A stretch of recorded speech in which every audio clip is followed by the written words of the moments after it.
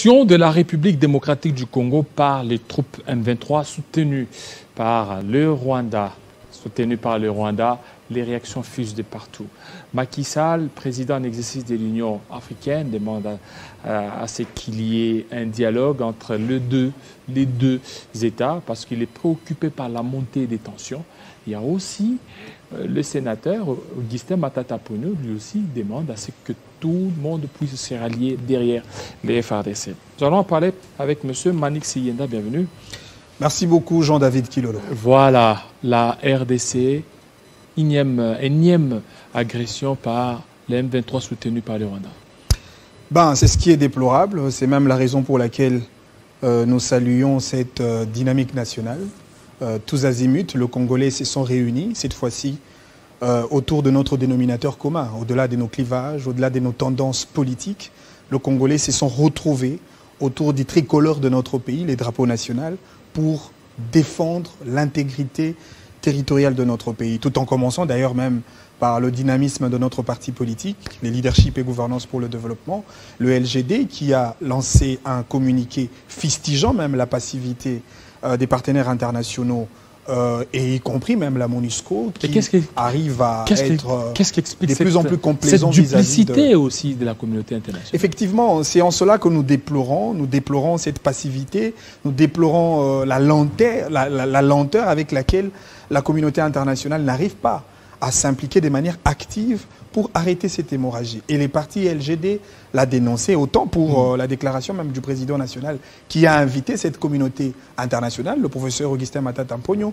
a invité la communauté internationale à s'impliquer de manière très active pour arrêter ce que nous considérons comme une sorte de barbarie inexplicable et non justifiée. Et le président national du parti a également invité la population congolaise à la résistance et aussi à la solidarité vis-à-vis de l'armée congolaise. Vous savez, une armée est forte dès lors qu'elle est soutenue par le peuple, et nous pensons qu'avec la forte démographie de notre pays, avec la population active qui soutient son armée, nous y arriverons et nous allons vaincre ces grands combats. Et nous pensons que l'armée congolaise reste la meilleure armée de la sous-région, la meilleure armée du continent. Il vous souviendrez même, d'ailleurs, il n'y a pas très longtemps que nous avions vu au Togo, lors du 70e anniversaire de l'indépendance de la République du Togo, ils ont même rappelé que l'armée togolaise a été formée par l'armée zaïroise de l'époque, à Kotakoli. Et donc aujourd'hui, nous pouvons avoir de la fierté sur notre armée. Et nous, en tant que peuple, nous devons soutenir, tel a été le message du président national de notre parti, le professeur Augustin Matata. Voilà, parce que vous parlez de l'armée, mais le Rwanda, jusque-là, réfute toutes les accusations. Et puis, pour le Rwanda, il dit parce qu'il y a l'FDLR Interamwe qui opérerait sur les sols congolais. Et voilà pourquoi. Et aussi, s'ils attaquent, c'est par rapport à ça.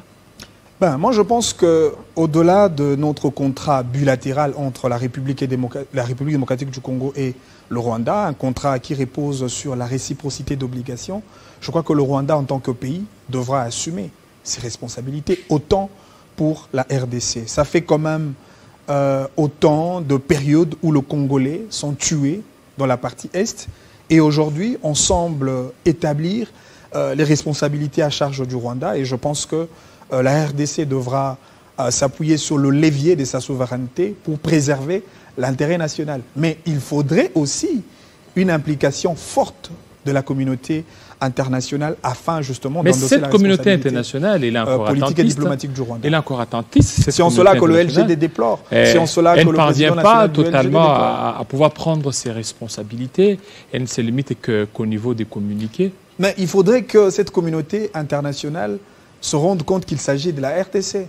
Cet État-solution au cœur de l'Afrique. On a toujours considéré le Congo comme ces pays au centre de grands enjeux africains. Et donc, si aujourd'hui le Congo est vulnérable, si le Congo est attaqué, ça sera pratiquement la faiblesse de tout un continent. Et donc, nous tous, en tant qu'État souverain, nous tous, en tant que partenaires diplomatiques, nous avons tout intérêt de redéfinir nos contrats diplomatiques afin de préserver la paix au sein de la région. Sinon, le problème de la RDC serait pratiquement le problème de tout un continent. Vous parlez de la faiblesse. Vous ne voyez pas que cette faiblesse s'était constatée dès lors que les autorités congolaises ont ouvert leurs bras au Rwanda jusqu'à les traitant d'être frères, d'être un partenaire privilégié. C'est vrai, nous avons noté une sorte d'hypocrisie vis-à-vis des États voisins avec qui nous échangeons dans le cadre de coopérations internationales. Mais aussi, au-delà de cette hypocrisie, au-delà de cette complaisance, il y a aussi une sorte d'inefficacité des politiques nationales diligentées par les responsables de notre pays. Il faudrait avoir des politiques claires et aussi efficaces par rapport à la dimension régionale et sous-régionale, à l'intérêt de la RDC. Et donc ça aussi, c'est un problème. Je crois que nous devons accentuer notre levier diplomatique pour essayer de bien négocier afin de préserver les intérêts diplomatiques de la RDC. Sinon, on sera un pays vulnérable, un pays qui demeure attaqué, un pays victime, alors que la RDC a toute la capacité possible pour rétorquer et préserver l'intérêt national. Nous insistons beaucoup plus sur la protection de l'intégrité territoriale. Les territoires est un attribut très important de la souveraineté. Aussi longtemps que votre territoire est à tout moment attaqué, cela enfreint même la dimension de l'État. Parce que si on est État, c'est parce que tous les éléments constitutifs de l'État sont réunis. On parle du territoire, on parle de la souveraineté et on parle aussi de la population. Et aujourd'hui, la population de Kivu demeure la victime.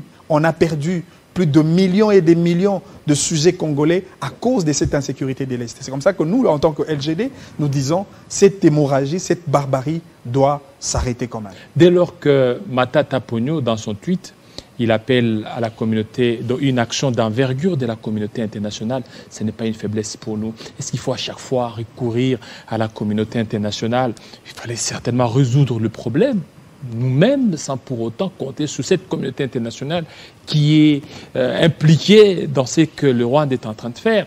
Vous savez, aujourd'hui, Jean-David Kilolo, aucun État ne peut évoluer dans un aspect singulier.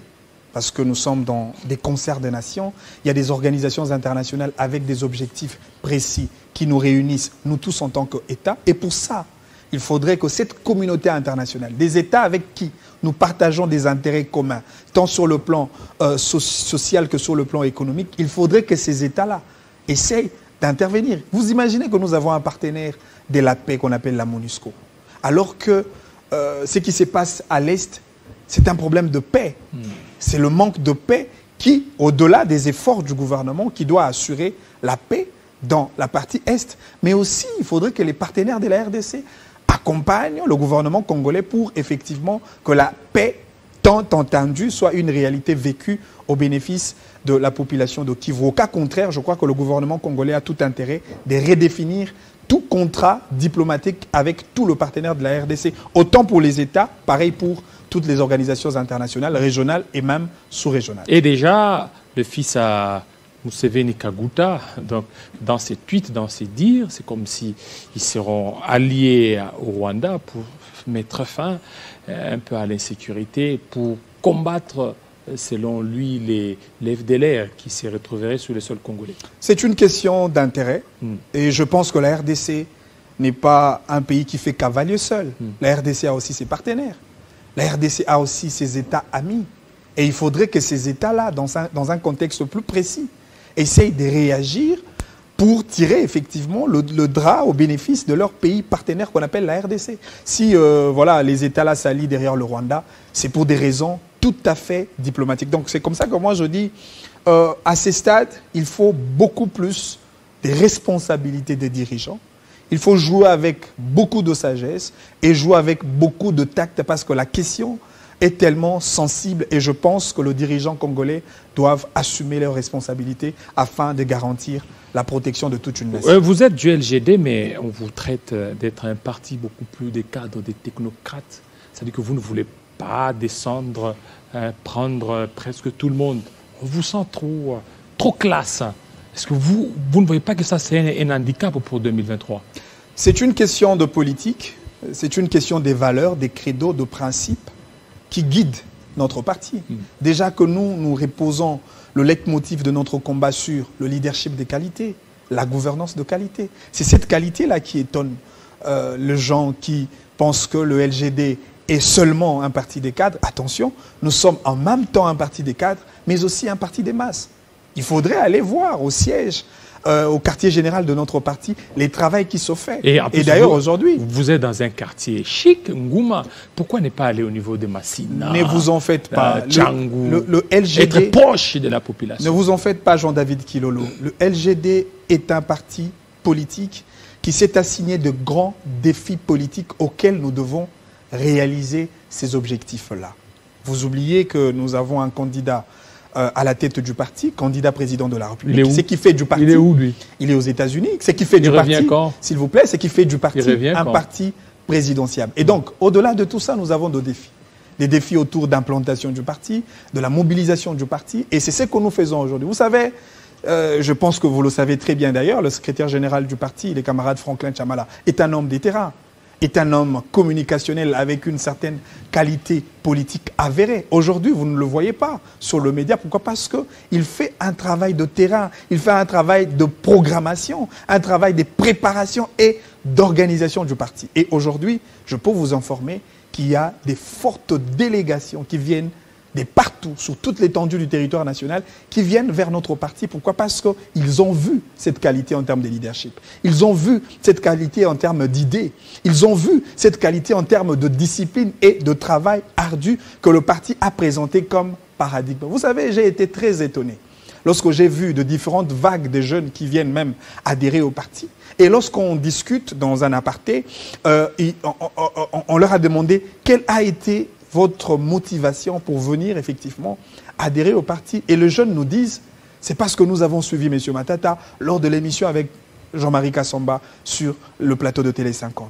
Alors nous avons compris qu'aujourd'hui, les Congolais peuvent suivre les idées des qualités. Les Congolais peuvent suivre le valeur. Et aujourd'hui, les jeunes nous ont prêché par cette exemplarité que c'est possible d'aligner quelqu'un qui représente la nation au nom des idées, des leadership et gouvernance des qualités. Et donc, nous sommes très fiers. Aujourd'hui, nous sommes en train de travailler pratiquement sur toute l'étendue du territoire national. Les partis sont en train de s'organiser pour implanter. Parce que nous voulons voir le LGD dans chaque avenue, dans chaque quartier, dans chaque commune, chaque district, chaque ville, village, territoire. Il faut que notre parti soit installé sur toute l'étendue du territoire national. Et ce travail-là, c'est un travail très dur et nous faisons dans une stratégie de ramification, je dirais souterraine, ensemble avec le leadership de notre président national et l'essence managériale du secrétaire général du parti, le camarade Franklin Chamala. Après quelques temps, vous verrez comment est-ce que le parti va se déployer sur toute l'étendue du territoire national, parce que nous avons une vocation, surtout le grand défi à relever de faire de Matata le président de la République lors des élections présidentielles pointées à l'horizon. Voilà, avec ce qui s'est passé à Lubumbashi, la réconciliation entre Katangé, et il y aurait un bloc qui se formerait, Moïse Katumbi Chapwe ou Joseph Kabila Kabange, et aujourd'hui, si on disait Matata Ponyo de Serali à l'un des candidats, vous accepterez?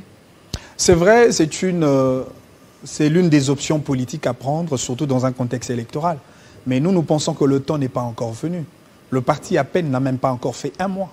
Nous devons d'abord nous organiser en interne. Nous devons travailler par rapport à nos stratégies électorales parce que vous savez, le défi électoral est tellement grand. C'est comme ça que nous travaillons même en interne par rapport à certains enjeux électoraux, la question de la loi électorale. Nous devons comprendre cette loi électorale. Nous devons avoir une idée sur le méandre du type du scrutin qui sera proposé après l'adoption de la loi. Nous devons avoir une politique de ciblage de nos électeurs et nous devons avoir une politique aussi claire par rapport à la gestion de nos témoins dans chaque bureau de vote afin d'accentuer notre vigilance électorale. Nous devons travailler sur nos différents coins que nous considérons comme des électorats, des bases, des acquis en termes de popularité au bénéfice non seulement du président national de notre parti, mais aussi du parti. Et nous devons travailler sur les différentes stratégies afin de permettre au parti de relever le plus grand défi qui est celui de faire de Matata le président de la République, autant pour avoir de députés nationaux, de députés provinciaux, pourquoi pas des sénateurs dans chaque circonscription électorale. Tel est l'objectif majeur du parti. Mais pour ce qui est des alliances, des accords, je pense que le moment venu, Matata ferait toujours preuve de sa souplesse et de son sens aussi ouvert pour négocier, discuter, traiter à condition que les intérêts du pays soient préservés. Mais votre prédécesseur l'a dit, il demande, il fait un plaidoyer pour une rencontre avec tous les leaders de l'Est, Matata, Bahati, pour qu'ils aillent certainement rencontrer les chefs de l'État, Félix Tshisekedi. Ben, lui, il est de l'Union sacrée de la nation. C'est lui qui fait les plaidoyers pour le Matata camp. Ponyo pourra aussi accepter. Et moi, je considère ces discours comme un discours de faiblesse. Les faiblesses. C'est parce qu'il se rend compte que le président de la République devient de plus en plus faible sur le plan électoral qu'il faut à tout prix faire appel justement aux forces extérieures que celles de l'Union sacrée de la nation. Mais écoutez, c'est 2023, deuxième mandat ou rien. Non mais si l'UDPS peut être capable de rafler en même temps la majorité présidentielle autant pour la majorité parlementaire, à quoi bon alors de faire appel aux autres acteurs pour venir soutenir le président de la République pour des raisons électorales? Ça n'a vraiment pas de sens. Et donc, nous évoluons d'abord en cavalier seul. Je vous ai dit, les questions d'alliance, les questions de coalition politique et électorale viendront à un moment venu. Mais pour l'instant, nous travaillons d'abord pour l'implantation de notre parti et la mobilisation générale du parti sur toute l'étendue du territoire national. Alors, sur toute l'étendue du territoire national, c'est seulement ici à Kinshasa, vous attendez quand pour vous déployer dans le coin, les recoins de Non, mais province, ici à Kinshasa, d'abord, vous savez que Kinshasa, c'est une ville métropolitaine, c'est la capitale la plus peuplée de la République, avec une démographie de plus de 17 millions. Et donc, déjà, ici à Kinshasa, il y a un très grand travail qui se fait. Je vous ai dit que le parti est en train d'être installé dans chaque commune, dans chaque quartier, dans chaque avenue et dans chaque district. C'est vrai, pour ceux qui disent que voilà, vous avez un siège à Mancampagne, nous aurons aussi des fédéraux dans chaque district. Un siège Il y aura luxueux. aussi un siège luxueux. Un siège provincial ici à Kinshasa qui sera, je pense, dans nos quartiers le plus populaires possible pour permettre qu'il y ait l'attraction pour vous, c'est les luxes, et là. le contact direct les avec luxes, hein. le peuple. Un siège luxueux, on voit même les personnels, un parti politique qui fonctionne comme une administration. Vous ne voyez pas que vous faites un peu de trop là? Vous voulez un peu, je ne sais pas, moderniser ou quoi? Non, mais pourquoi pas? Parce que, vous savez, Matata, c'est un homme de l'excellence. Matata, c'est un amoureux de l'excellence, c'est un amoureux d'un travail de qualité. Et je vous ai dit que le LGD est un parti qui vient à la demande de la population qui était fatiguée de nos partis politiques traditionnels que nous voyons au sein de l'échiquier politique national. Le LGD vient avec une réponse et une offre politique de qualité. Et d'ailleurs, aujourd'hui, ne serait-ce que la dénomination de notre parti, on parle de leadership, on parle de gouvernance. Ces binômes-là est considéré comme une condition sine qua non pour accéder à l'émergence et au développement tant entendu par le peuple. Et donc, nous travaillons comme une machine politique afin de résoudre le problème socio-économique du pays. Et en tant que parti politique, je pense que nous devons nous assumer et nous devons travailler avec des politiques. Vous préparez des gens qui vont affronter les terrains?